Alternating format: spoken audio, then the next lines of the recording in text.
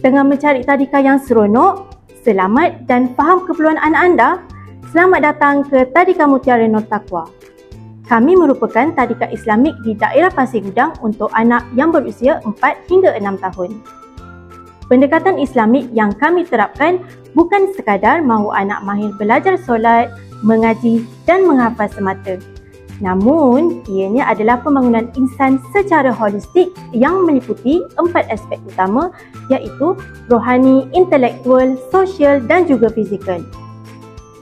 Dalam kelas, suasananya sentiasa ceria dan penuh dengan kasih sayang. Guru-guru kami yang kreatif dan berdedikasi menjadikan setiap aktiviti penuh warna dan seronok untuk belajar setiap hari. Bila hati anak gembira, pembelajaran jadi lebih bermakna. Di Mutiara Nur Taqwa, kami percaya anak-anak perlu belajar dengan bermain, merasai pengalaman sendiri dan menggunakan deria.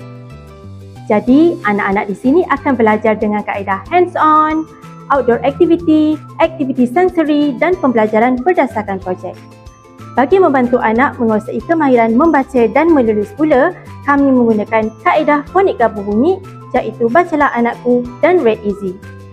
Di waktu petang pula, anak-anak akan ada aktiviti tambahan yang menarik tau. Antaranya sesi Quran story time, latihan tulisan diri dan juga aktiviti STEM. Memang seronok.